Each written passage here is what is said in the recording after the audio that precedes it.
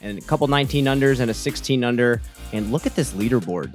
Yeah, a lot of these players on our card definitely have a chance at winning this tournament. And it's going to be exciting to see if they can make any moves. And Dickerson has a pretty healthy balance of backhand, forehand. He'll really just attack the hole however the wind is playing more favorably. Yeah, he has really great angle control either way. Yeah, and definitely why he's one of the top players in the world. He is opting for, it looks like a little bit of a hyzer flip, and he is teeing off to the side of the tee pad, which the TD did give us the go-ahead to do on some of the holes today.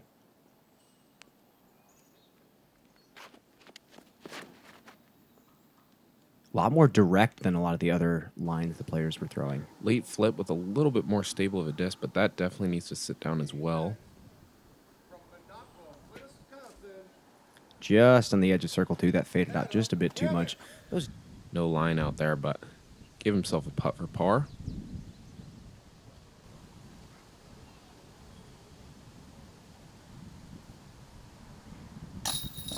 Oh, that's a great run from back there.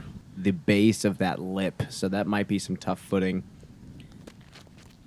They kind of want you to throw this long flex shot to get over that ridge. Yeah, it's really tricky because we're trying to throw like bottom side of that ridge too, so that's a really tough uphill run up.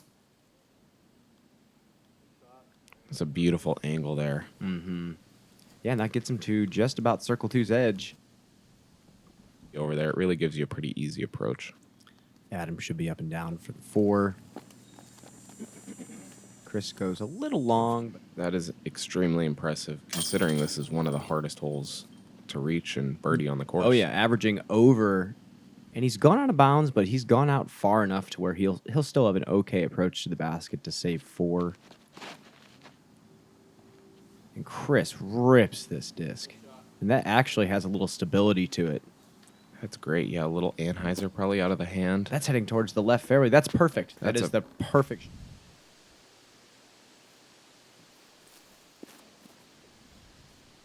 Chris just throwing putter.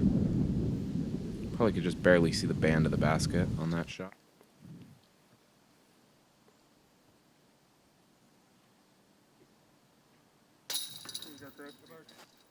That's a good birdie to get from Chris. And really parring the first 2 holes is not that big of a deal. Both averaged right around par. And then this one averaged again over par. So getting the birdie is pretty solid. Land in one of those red zones. Yeah, it's definitely just trusting your shot and hoping you have a good lie after that, really. And Dickerson has hit the...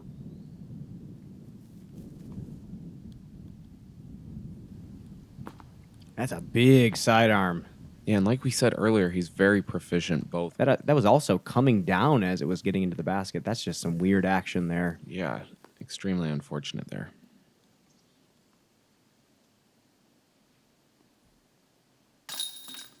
Dirt, so it actually goes way deep as well. So I actually like the backhand turnover because of the fact that you won't get that long skip deep and you can be more precise with the play.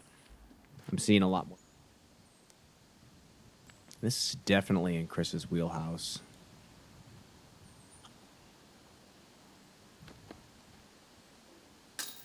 And Chris probably the best pump faker.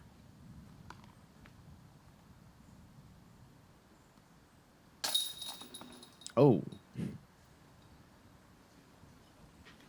As you're putting it high, it really moves left really quick. Yeah, it gives you that option to fade out to the left side. Chris's looks pretty solid as long as that sits down, and that's a perfect tree kick. Perfect kick. That is ideal position right there.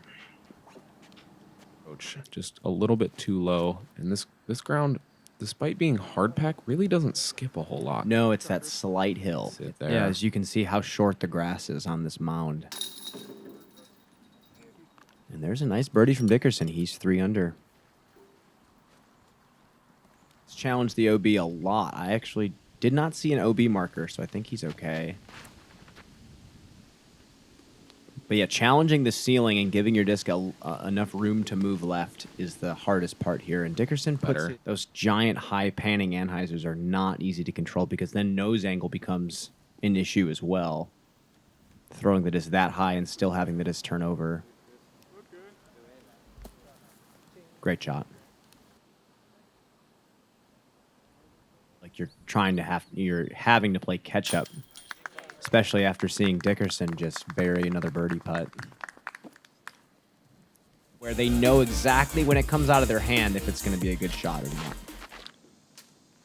Well, Chris taking a really wide line, clipping some early stuff. There was a steep crosswind off the tee. So we might be seeing... putt because of those trees.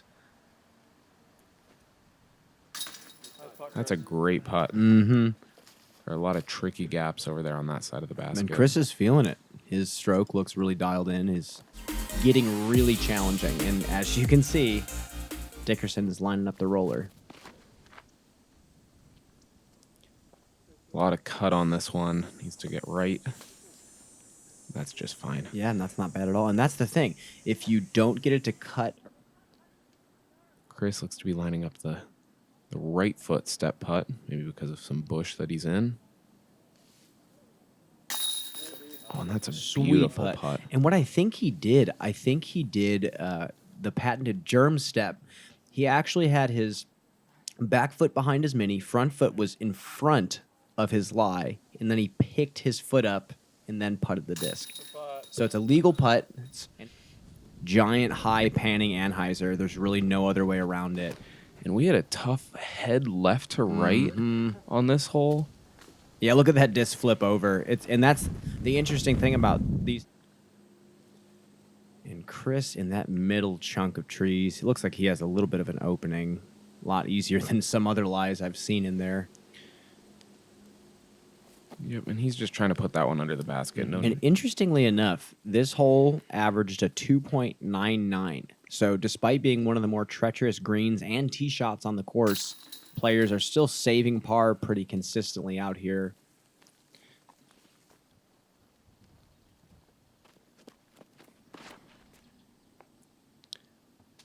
Get around. And he hits that same grouping of trees. Yeah, and almost when you think your shot is perfect, just hugging that left side, there's another set of branches just behind those ones we can see that end up catching your shot.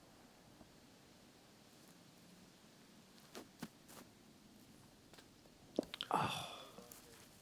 But in practice, you feel like you can get them. In execution, it's really pretty tricky. This whole stretch of, even 8 through 12, just really hard flip up that you need to push down the gap. And Calvin is going to have himself a little putt. Chris taking a little bit more inside line with a little bit of anhyzer, inviting that skip, and there that we is go. A beautiful shot. That's how you want to play the hole. Yeah, I think he... And he continues. Yeah. That is an awesome birdie on this hole. Yeah, do you know how many birdies there were on the day? And I think it's very, very worth getting your shot to a side of the fairway that gives you a preferable second shot. And as you can see, Dickerson is opting to go kind of with a distance turnover to the right side, and that gives him a much straighter look at.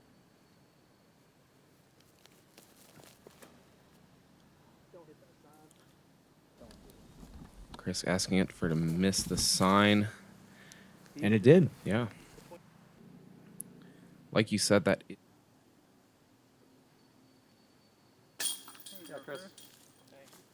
Chris with another birdie, keeping that heater going. 0.67, 0.33 strokes under par. Not too much danger here unless you do get caught up early.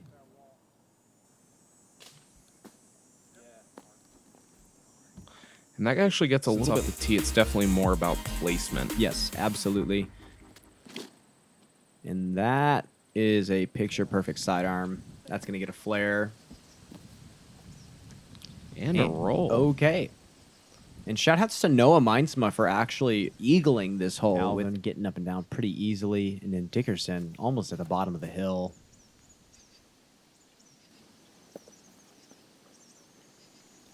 after watching a nasty pop out. You see both Adam and Chris putting it a little lower in the basket, probably because of that. Over the top, but not too many other players are going for that. I think with the wind picking up, we won't see that too much. Yeah, also with the wind, I would expect more players to maybe be going mid-range as opposed to putter down this. Dickerson for 5 in a row. And he is on a charge. That boy is on fire. He wants to have a shot at this win. People end up edge of circle short or in circle too short. And the wind is ripping out here. Dickerson just takes a really low line trying to fight the wind and play this fairway. And he's done that to pretty much perfect. Incredible shot from back there.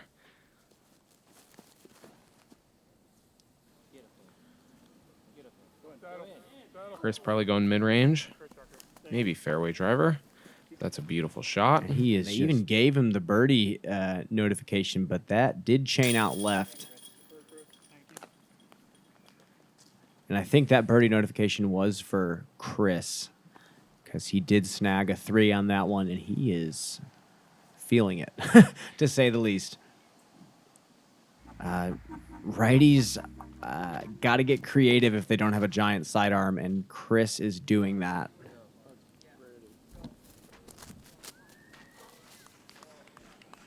That's an incredible roller. Inside the fantastic score to finish up with. Yeah, only 5 pars on the day.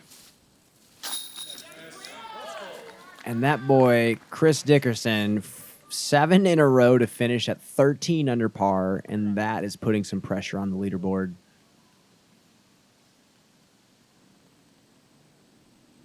To go 33 under par for the win.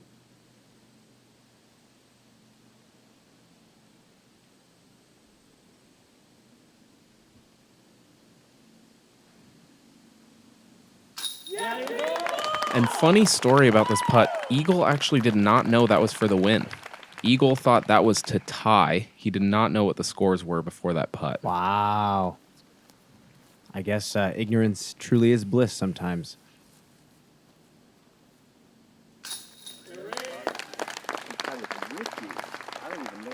So he thought he was tied with Ricky there. And there's a little smile from him. Ladies and gentlemen, give it up for the 2020 Discraft Great Lake Open champion, Eagle McMahon. I won? I won? He had no clue. That is such a treat to watch as a commentator. What an incredible moment in this sport. Confirm scores. Who told me I was tied with who? Rick? With Chris Dickerson. Dickerson. Yeah.